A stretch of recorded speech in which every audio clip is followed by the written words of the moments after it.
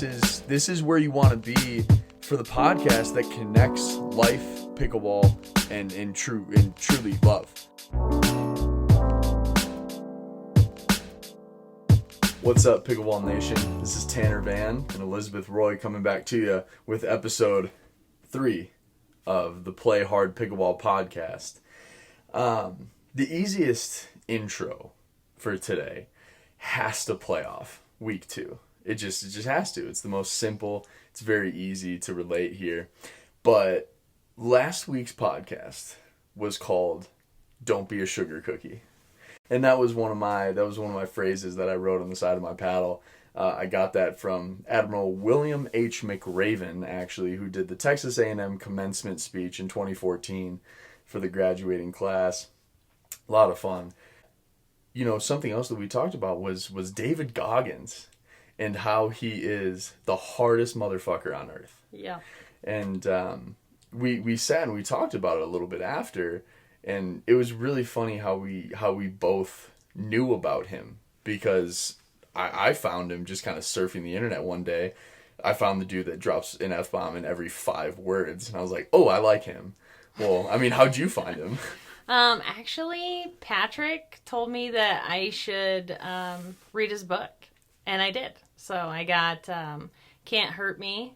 And yeah, it's a good book. Yeah, absolutely loved it. And I'm a very unlikely candidate to be, I'm just not, I guess, just out there getting after it, kind of soft, but oh, you're not soft. Come on. You know, just maybe not your stereotypical David Goggins.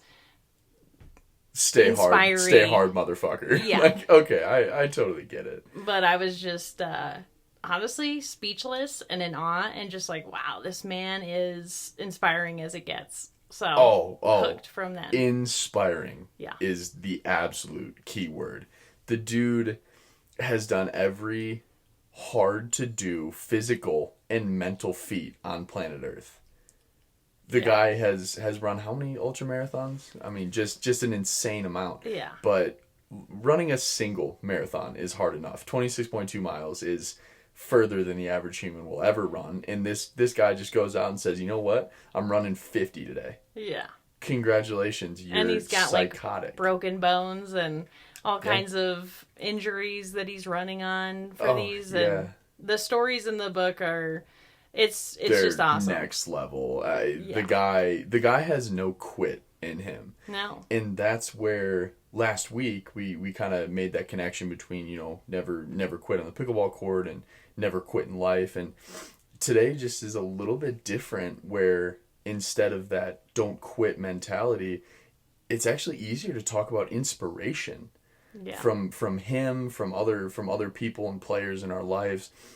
But David Goggins, for me, was one of the first people that I ever watched on a video and just thought to myself, if I could choose someone to be like, someone to carbon copy, it's him. He is a great role model for sure. Yeah, I mean, when you talk about role model, it's just, what does that person do that you want in your life? Who is that person? Can you copy? Can you not copy? And that guy just is the epitome of tough. And I model tough a little bit in my own life. When people look at me, it's that hard exterior of not smiling a whole lot. And then it goes from there. But he just has the most incredible story, and his feats and his accomplishments are out of this world. And I just look at him and just say, man, if I could make an impact, if I could inspire someone the same way that he did to me, he does to me daily, I'd love to be able to do it.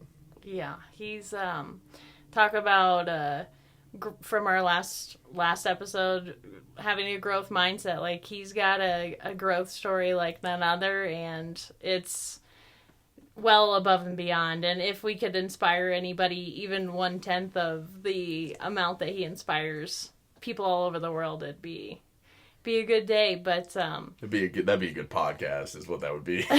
yeah, for sure. David Goggins, if you ever want to be on a random pickleball podcast. Oh yeah, guessed it up. It's for gotta sure, be us. my man. Yeah. Just, guessed it up. I'm actually I'd be kind of scared. I'd be really intimidated if we got David Goggins as a guest.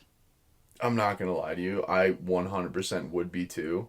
And the first 30 seconds would just be me staring at the guy. Yeah. I'd be like, is this man actually sitting in front of me? The guy that I've admired for so long. Yeah. Yeah, that would be insane. You also talked about like the don't quit. His you know about his 40% rule? Have you heard that? I have, but I don't know it off the cuff in my brain. Yeah, so it's he says, like, through all of these physical feats, he says when your body feels like it wants to quit, or your mind is telling you it's time to stop, you're only at 40% of what you actually have. That's and right. that was, like a bit that makes him push through. So if everything's saying stop right now, like, you've got 60% left. That's crazy. That's crazy to me. Yeah. And I would love to sit here and pick his brain about how he unlocked that last 60%. Because personally, on my best day, struggling on the courts, I might be able to go from 40% exhaustion maybe to 70 or 75. But I can tell you I've never gone from 40%, I want to quit, all the way back to 100. Never done it. Yeah. I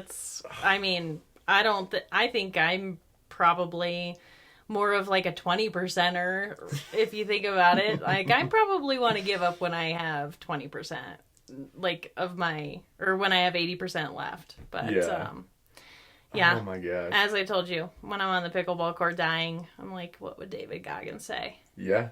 And that's straight from last week. I feel like I could run through a wall. As soon as you're about to play a tournament, just there's the brick wall, just go right through it. Yeah. That's the kind of thing, that's the kind of mentality that he's able to inspire in other people. He inspired it in me. And I mean, I've always kind of had a small obsession with the toughest people on earth. Do you feel like, if you related it to pickleball, is there anybody that you know or don't know? Is there anyone that you feel like would have that, like, steely regulate, like, the ability to regulate their emotions? Because I can't think of anybody truly that would be like. So the steely emotion that I'm picturing would be looking into somebody's eyes and being scared, because you don't know if they're winning, you don't know if they're losing, they're just there, and they are just focused on the task at hand. The guy that I know on tour that can do that is JW Johnson. It can be 10-0 and the dude doesn't move any faster. He doesn't look any faster. That's true. He doesn't do anything different. He just sits out there and he trusts his own ability to sit there and perform the task at hand at the best possible ability level. I love that. But are there any pros that inspire you particularly, or that you would look up to? For me as a player, actually, this relates all the way back to when I started pickleball. He was top of the world then. And I got my first paddle because that's the paddle that he played with. And it's none other than Kyle Yates. Makes sense. Kyle Yates, former world number 1, Paddle Tech Pro for over 5 years. The guy is crazy. He's essentially the youngest godfather of pickleball, where he invented a ton of shots about the game. He's very involved in circuit pro play, and he's played with some of the best in the world. I would argue him and Ben carried each other to a win at 2018 or 2019 Nationals when Ben was not Ben quite yet. Right. But yeah, Kyle would be my personal inspiration, and it's a lot of fun now because he does a little bit of time in Colorado, and he and I hit quite a bit. Yeah, when you he's spent out time here. with him. That's awesome. I mean, it's we were out in California or Florida, grabbed dinner with a guy, and then all of a sudden he's coming out here, and He's like, hey man, I got to get some touches in. I'm like, well, I bet I can create time in my schedule to go hit with you for sure. Maybe. Yeah, exactly. Might have to cancel a couple things. But yeah, I would say Kyle, he's invented so many shots, so many things. He is the epitome to me of how pickleball should be played, because he threw out the book. Pickleball's never been like tennis, where it's Wimbledon whites, correct etiquette, everything else. But Kyle looked at some of the guys that came over from early tennis, Marcin Rospetsky and some of the other guys. But Kyle just said, I'm a young gun. I can do what I want. So he threw it out. He had some hothead streaks. He had some flair that no other players had. But he just said, I'm not going to be like everybody else. And then he just forged his own way. He's got some weird, goofy shots. People call it the Kyle Yates, where you're about to hit a backhand dink and then you flip the paddle over and roll a forehand at somebody. You've done that to me before. I have no idea when it's coming or what to do with it. So it's highly effective. Hit it back is the best thing I got for you. But specific to a pickleball inspiration, it would be Kyle. Yeah. Really nice guy off the court. But on the court, he's not 100% liked. He's not 0% liked. He's right above the half middle mark, because he rubs some people the wrong way with how he presents himself. And it doesn't matter, because he's out there to compete. Right. He's out there to do a job. When you play pro pickleball, you get on the court, you do what you need to do, and then you walk off the court. And he's the original OG of when I started playing pickleball. Kyle was top of the world, and I just looked at him and said, that's the guy. And I also got crushed by him at my first U.S. Open. So that's part of it. He just thrashed me. I'm pretty sure 8 points in one game was him hitting me with a forehand. There's something kind of poetic and beautiful about just getting run over and made to look silly by somebody. That's like a beautiful thing. When somebody just, It was a beautiful thing later. For me, sure. A month later, Yeah. in reflection, I was like, that was the greatest experience. But that day, I could have thrown a paddle at him. For sure. Gosh. For sure. I was so mad. I was like, why is he so much better than me? He's only a couple years older, and why is he so good? I kind of thought I should have that. So I feel like Kyle, thanks for the inspiration, man. It's not really going to stop. But yeah, the guy's he's somebody that I'll probably always look up to. Nice. When you described like the things about his game that you look up to, I can see it in your game. Oh yeah? Yeah. I feel like it tracks. So that's really cool. Yeah. I appreciate that. I mean, hopefully the best parts of his game has translated over. But yeah, I mean that's me specifically, and I chose a guy because he was the first one that really hit home for me about maybe I can turn this into a job in my life and everything else, and he just I owe a lot to just looking and watching and learning from him. But for you, you're a little newer in pickleball than me, so you weren't around in Kyle's heyday or some of these other players that have now kind of left the circuit. Mm-hmm. But for you currently, and I'll make it easier. I'll slim it down to PPA events. Okay. Is there a male or a female? You don't have to pick one or the other. That you look at and say, I want my game to be like theirs. I want my attitude to be like theirs. I want my personality to be like theirs. Interview, on court. I would have to say I've always admired Vivian David because she's just always got such a great attitude. I mean, I could just repeat all the things that everybody else says about her. She's just always smiling and seems like she's having a good time. I don't think I've ever seen her not smile, to be honest. And she's got great power. I really love like the defensive game, and I think she just owns it, and she gets so low. It's awesome. But she strikes me as a younger version of Simone, actually. Really? Just gets crazy low and then just owns shots from the ground. Yeah, I can see that for sure. Yeah, so I really like her. Okay. Yeah. I don't know. I actually really like that because to be inspired by somebody, whether it's pickleball or outside pickleball, you don't need to know the person. You don't need to have a personal connection with them. You can look at things that they do or say and admire that. So I love the way that you put that. Have you ever met Vivian? No. Okay, well, you would feel like you had known her for 30 years already. That's awesome. Because she's just this, she's so sweet. It's unbelievable. But that's really interesting that you choose Vivian, because Vivian was not the first person that pops into my head. Do you have a girl in mind? Ooh.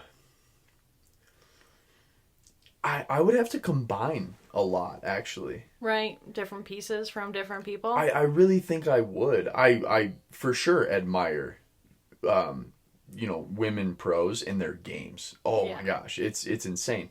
I still remember Jessie Irvin. Jessie Irvin put a backhand through my chest the very first time I saw her. And she goes, you have a paddle. I was like, that's fair, but I was not expecting that ball to come that hard. She just continued to hit it at me all day. Every shot was out, and she just hit me every time.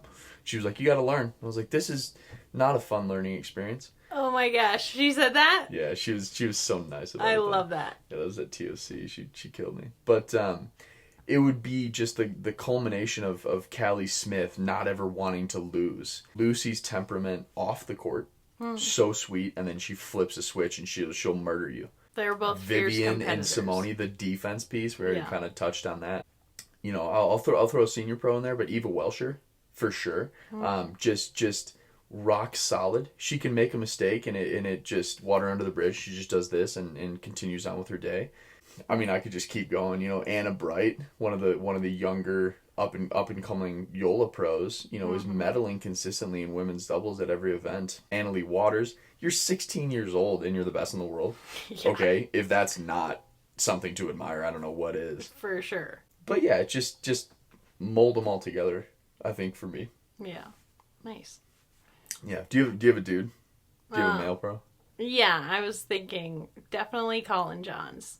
I really like CJ Colin. Love. Okay. Yeah. Yeah, what about it? He's just awesome with his slide. Like, he was the first person that people started talking about the slide with, really. And the fade? Yeah. Yeah. And I totally do that. Like, I try to. I don't always have time, but I definitely draw inspiration from Colin with my fade. I mean, I just find it interesting that all the players that you mentioned are I wouldn't even say defensive minded, but less offense.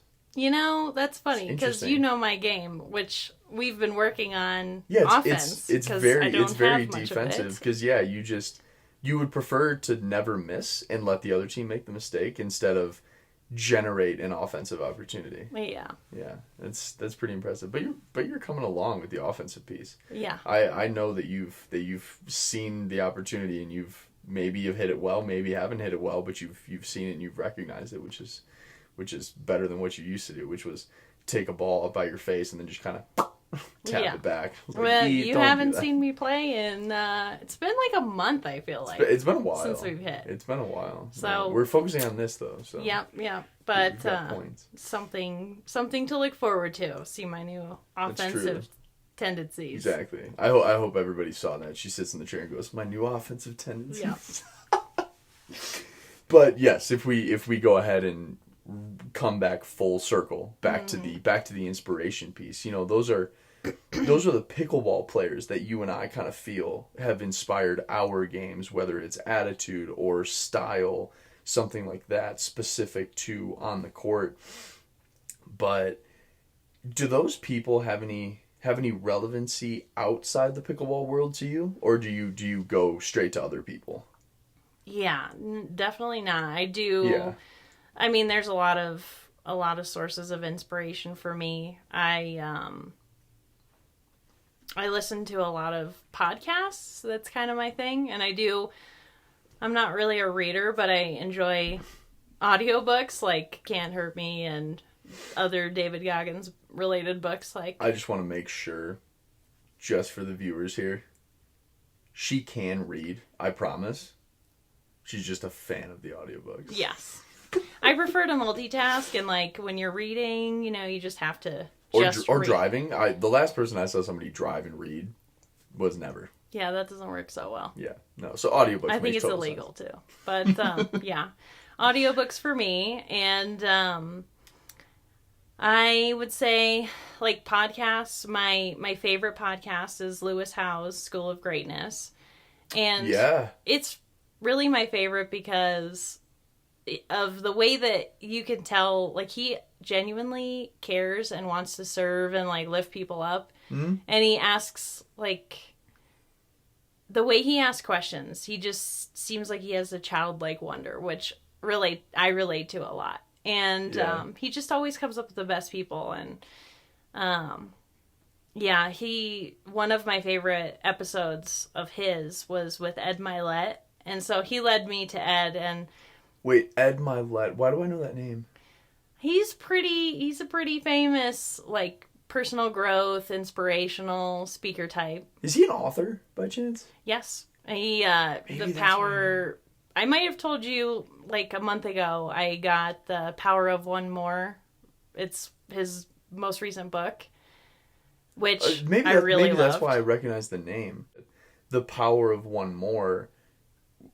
One more what? One more lots of things, actually. So, wait, so the power of one more is in general? Yes, yeah. Like, okay, so for you, what might be the power of one more what?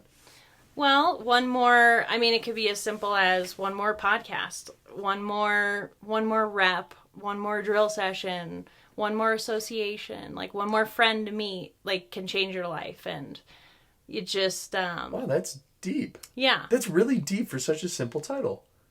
I think so. I mean, it really does encompass a lot, and you could apply it to pretty much anything, which is kind of the point.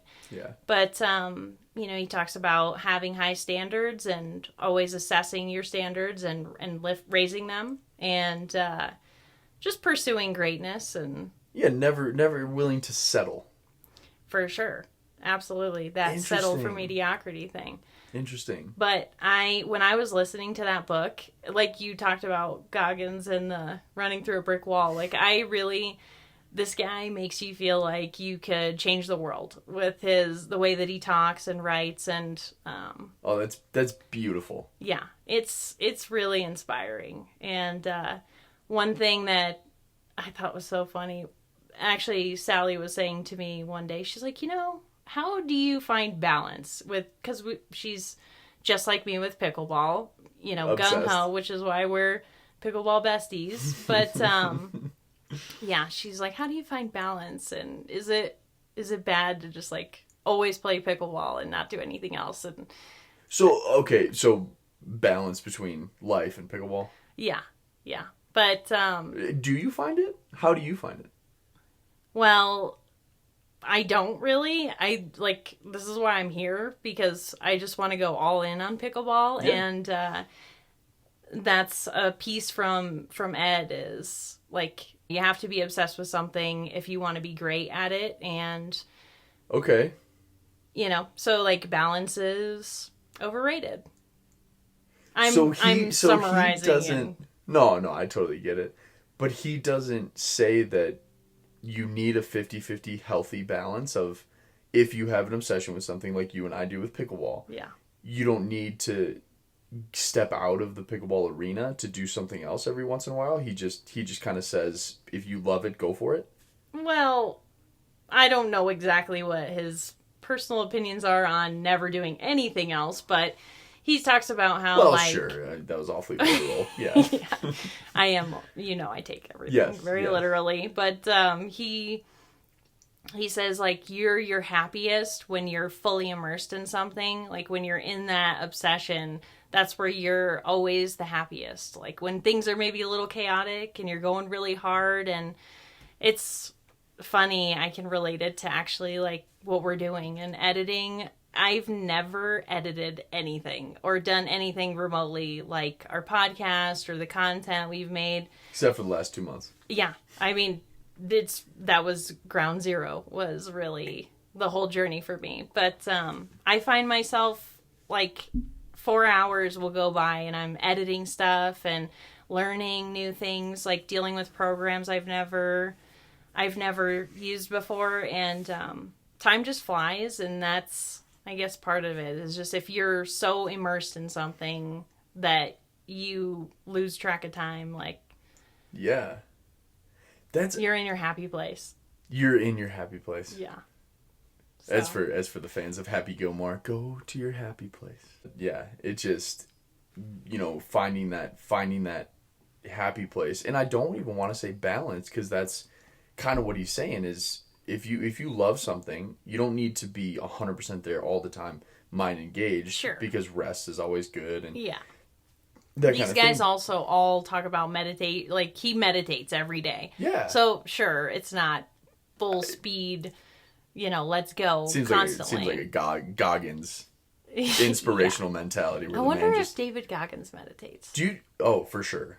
You think? For sure. I can't recall, like, in all the content from Goggins that I've consumed. I cannot remember. I'm pretty sure he does, but there was one question early on, kind of seeing some of his stuff, where I wondered if the man ever slept. Right. I had that wondering thought. Did you ever read or listen to Living with a Seal? Yes. That was pretty cool. That's hilarious when he talks about, like, how David went into his guest room and, like, just didn't really use any of the... Like, he just wanted to sleep in a small space in the room, and in that he treated it like a bunk, like a barracks bunk. Yes. It's very funny. The book is about a guy, an author that... Well, I don't know. Was he an author before? I don't know much about the author think himself. As soon as he... I thought he partnered with an author. Yeah. He went to live with this guy, and he's like, I want to see what you would tell me to do, and just experience what a day in the life of David Goggins is. And David would, he was talking about, like, in the middle of work, when he's got, like, a 5-minute break, he'd be like, okay, you're doing push-ups now. It is just, like, never waste time, always, which is definitely intense, but, that's... It goes back to last week, be purposeful, be intentional. For sure. Right? So didn't even think about that, but just build on everything. Don't squander your time. Don't squander your time. So, don't squander your time with... Pickleball. There you go. Yeah. Goggins specifically is one of my biggest, I don't even know if I'd say heroes, but inspirations and role models. Because how the man lives his life is how I strive to live mine. No quit, grind, and be the best possible. If you're going to do something, be the best. Don't do something to be mediocre. And then, I'm going to have to do more research into Lewis Howes and who's the author? Ed Milet. Yeah, just get if you like need to be inspired and need, I don't know, just the power of one more was it did it for me anyway, and I really like. Oh, I'm sure it'll help some. Absolutely. But when I'd listen to that book, when I was like listening to it actively, I'd go to the pickleball court and just like be ready to crush everything. Yeah, because you draw the direct translation between what you read or what you listened to and now exactly what you're doing. Yeah. I've always found that pretty easy to hear someone talk about something and then immediately translate it. Yeah. It's harder for me to wait on something and then remember it and say, what was that super cool thing that, Ray Lewis used to say, the Ravens linebacker? I would be like, what did he used to say? Fundamentals win battles? Well, then I go out to the pickleball court a week later, and it's softened the impact of what he said. That's another thing that you read on your paddle, isn't it? Yeah, that's another one. I've got Ray Lewis, David Goggins. I actually have one from my brother and my sister. Oh. Yeah. You've told me a little bit about your family, and they seem like they'd be inspirational people too. I come from a family of unbelievably high achievers. I grew up watching my mom grind and then struggle and then grind and then struggle, and the woman has no quit in her, and that's where all three of us get it from. My dad has the more mellow sense. Dad will kind of be even keel, but the man will never dip super far. he'll just kind of stay here, and then the highs will be incredibly high. So he just has great and has good. Never has bad, never has ugly, which is very impressive coming, growing up around that. Then I've got, my sister who just achieved everything. I mean, everything. And it used to bother me. It bothered me until I probably went to college. And then I realized how cool it was, how impressive it was, and how inspirational it was. And she inspired me to try on a lot of different things. And then she went to the Air Force Academy, ran track, and graduates. And we go out there for the graduation. And I'm just sitting there going, this would have bothered me when I was 14 or 15 or even 16. But now I just sit there and I'm clapping. And it's almost like she's my kid that succeeded. Why would it bother you? Because it's such an inspiration. Because I feel like I've underachieved. Because she's such a high flyer. Like I'm living in a shadow, but not anymore. Now I just sit there and I'm like, man, when people ask, I can talk about you. And I'm so proud to have that. Her grind to go through 4 years of a tough academy school and then sit in a tube and have all this stuff to remember and know. She goes, I want to be a lawyer. Goes to Harvard Law and then crushes it, and now she's a JAG in the Air Force. You talk about inspiration, you talk about love, you talk about life. She does know how to play pickleball, but she's the epitome of literal inspiration. And then you've got my brother, who has had some crazy ups and downs, but he and I are closer in age. He's currently a pilot in the Marine Corps. And, he went to a college here in Denver. Pretty sure he's got a construction degree. Well, his construction degree does nothing for what he does now. But he sat there and grinded through the 4 years. And I remember he was an engineering major originally. And then dropped out. And not dropped out, but he just said engineering is not it. He changed. And he goes, I'm just going to get a construction management degree. So he does. And then all of a sudden, I don't talk to him for maybe a month. And then all of a sudden, I learn that he's training for officer candidate school. And I'm like, dude, when did you decide to join the Marine Corps? What is happening? And then, that was such a shift for him, where I just thought he would have a construction job and be in a fluorescent vest overseeing a job site. You talk about inspiration, there's no quit in him. And I get to sit there, and when people ask about my sister, ask about my brother, ask about my siblings, I can smile and sit there and say, you know what? I have inspiration that I wake up with daily, that I can look at my phone and have every single day. I can look at a photo, inspiration. And a lot of people can't say that, whether it's about family or something pretty immediate, but I can look at what they've done and I can directly translate it to, dude, they did it. So can you. You're proud of them. Make them proud of you. That's awesome. That's kind of how I have that mentality. But both of them just love them to death, and they're the most impressive people to me. Yeah, it sounds like they dream big too. And, oh my gosh, dream big. Oh gosh, dreaming big is something that I've always kind of struggled with understanding. Dream big. They dreamt of joining the military and doing these really cool big things.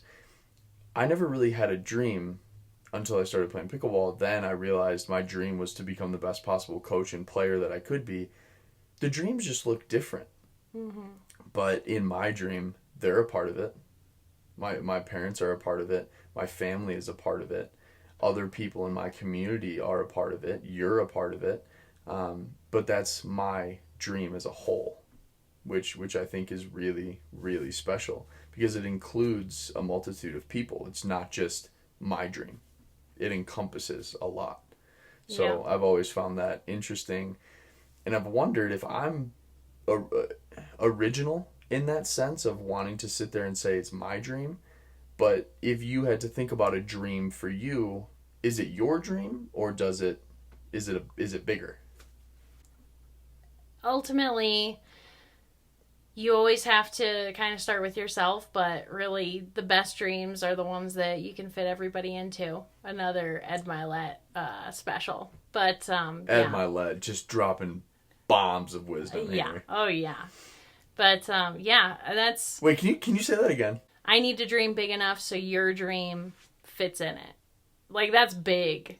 That's really big. That is a big dream. And that everybody you know, that's on your train gets to come along and still have their lives fulfilled. Yeah. Yeah, that's... So it's not just about your dream for you. No, for sure. I mean... Who else is in your dream? It seems like everybody I know wants a pickleball job. So yeah. If we could only just come up with something and grow it to a status where all my friends can have pickleball jobs, that would be my dream. That's a big facility. Yes. Well, you know, we'll see. Yeah, it's never an impossibility. No. It's only impossible when you actually view it as impossible. Yeah. Or you make it impossible. I mean, the fear, like, that's, I think, what holds people back from, you know, you dare to dream big. That's a common phrase from, like, when you're a kid. I remember a basketball poster in 5th grade where it was a basketball going through a hoop, and then I thought it was Dare to Dream Big, Michael Jordan. Okay. Or maybe I could be wrong. Or maybe that's you'll miss 100% of the shots you don't take. Yeah. Maybe it's that one. That's but you've a heard good both one, of too. those. Yes, my boss used to say that at the car dealership. He'd say you get 100% of what you don't ask for. I use that all the time. Yeah. That's so funny. Yeah. But no, those are so good. I'm sorry, I didn't mean to No, it's derail okay. you. It's okay. But yeah, just kind of bringing it to, if you were saying you had a problem with dreaming big. Like, it's scary to dream something that you can fit everybody that you love into and do it with them. Like, it's so large scale that it's hard to will yourself to even think like that, because you have fear of, like, all kinds of fears. Failure, judgment. So regarding achievement, what's your biggest fear? Regarding achievement, like the fear of success? Not the fear of success, but if you think about achievement as a whole. Yeah. Achievement as a piece. I succeeded in this, I succeeded in that. What is your fear? What potentially holds you back the most from the achievement? I don't think it's failure. I think it'd be judgment. Okay. I think that it would be, like, looking silly. That's really... I don't ever like to look silly. But I do all the time, Physically or of from course. the outside? It's definitely related to other people. Like, part of me doesn't want to let myself down. Like, if you go for something and then you don't achieve it, you're, like, letting yourself down. But then everybody sees you failing, and they're like, oh, that's too bad. Like, I don't want that moment. But that's another inspiration that I've drawn from recently is Gary Vee, who, Gary Vee, the garage sale master.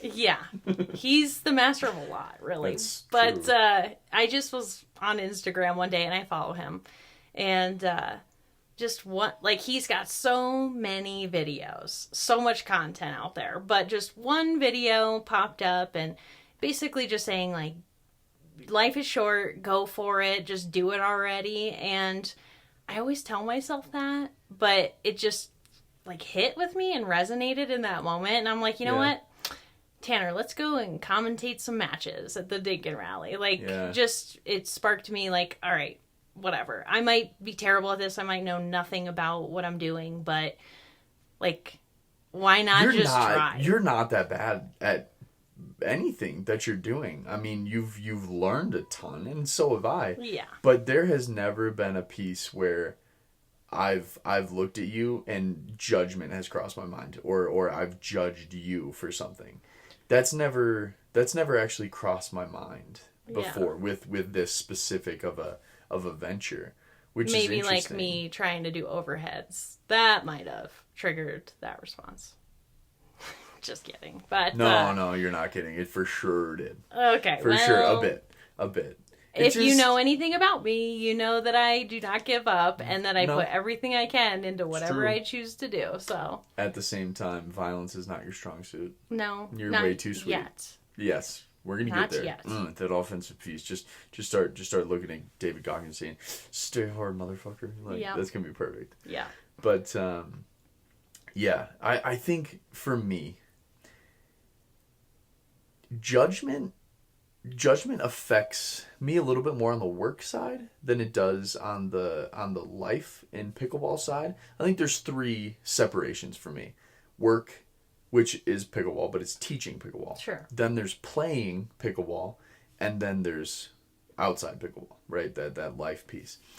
Judgment only really affects me on the work side, because if someone, has negative things to say about my job, my performance, my coaching ability, that hits home for me. And then the more criticism that I get, the more I mentally want to shut down and say I don't want to do this anymore because people don't like how I do it and everything else. But there's always going to be thorns in a rose bush. So you have to think about, is that how everyone sees it, or is that how one person sees it out of the majority? And I think that's a really hard thing to overcome and look at. But judgment for me is only based on that work side. It's failure everywhere else for me. Those are the biggest 2, where I don't want to fail. So if I get on a court with 3 players that I think I should be able to just kind of own, and I wind up dropping the match, a little bit of judgment, a little bit of fear of failure the whole time. But I've gotten over that. I mean, that's matured for me quite a bit, where I've been like, yeah, it doesn't matter, because it only matters when you make it matter. Sure. So, a little bit of a mindset shift, growth mindset, if you will. But the third piece is, in life, it's pure failure for me. I don't want to fail at anything. And part of it stems from my very, very successful siblings. And parents, is because I look at them and I just say, you guys have done it. I don't want to fail, because then I'm the only one out of 5 that's failed. That to me would be so hard.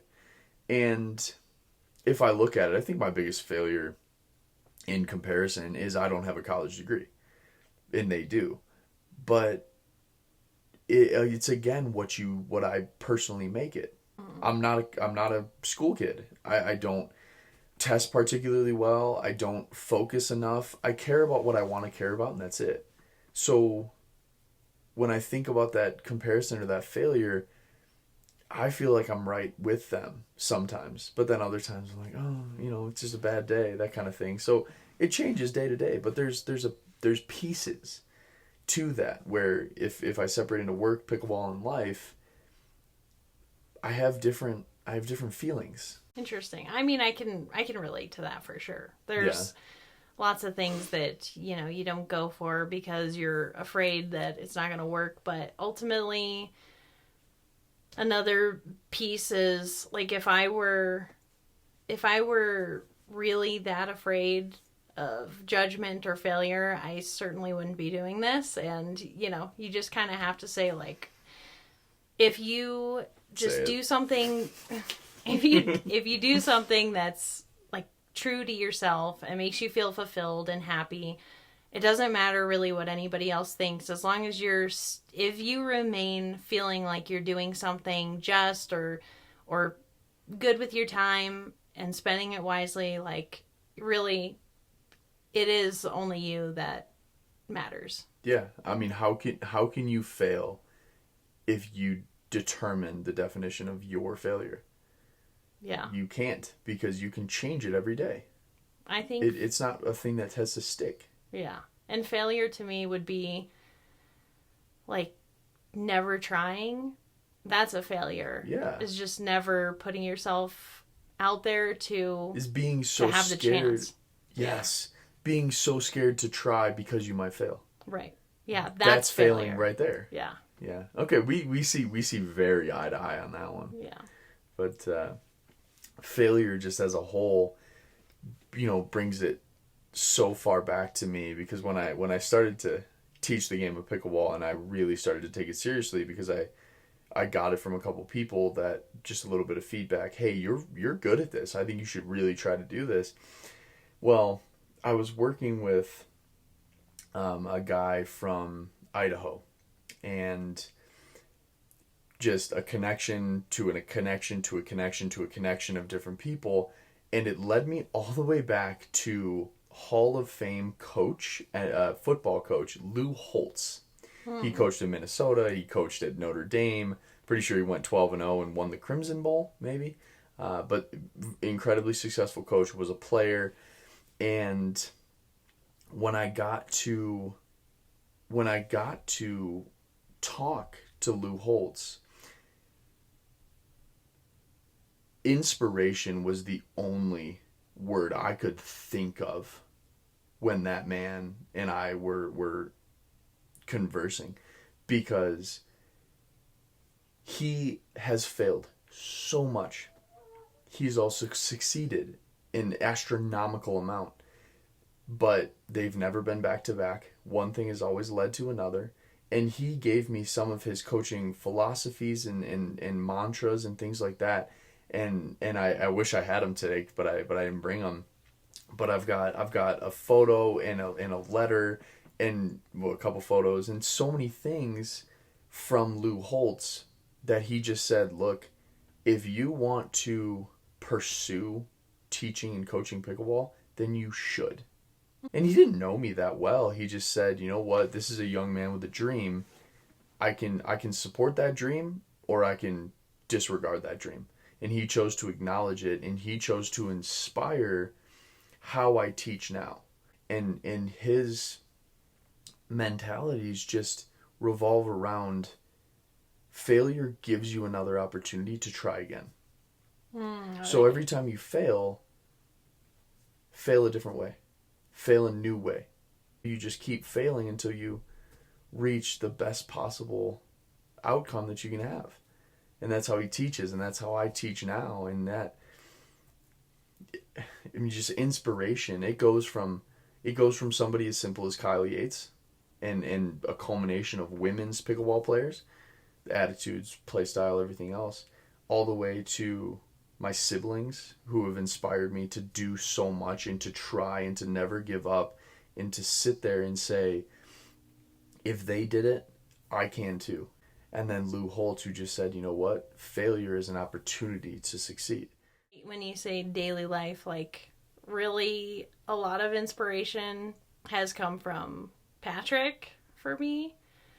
So I guess I couldn't not mention that, but he... Oh, please put it in here. Yeah, please. He really pushes me to be the best that I can, which is a reason why I wanted to be his wife, so... Yeah. There'll be times where I'm doubting myself, and he's always the one, like, you're a beast, and he just lifts me up a lot when I'm down, and he definitely serves as an inspiration for me. He's accomplished a lot, and inspires me to live a very robust life and do it with him. So that's another thing that I just have to throw in there. You talk about something special and something inspirational. I think that takes the cake. Yeah. And I think that's a perfect way to end it with Pat being such a driving piece of inspiration for your life. Yeah, he really is, for sure. And for anyone that knows him. Yeah. Yeah. They would not be surprised one bit, I'm sure, because he inspires a lot of people outside of our family, too. What inspires you? Want to hear? That's it. Leave it in the comments. Yeah. Leave it below. What inspires you?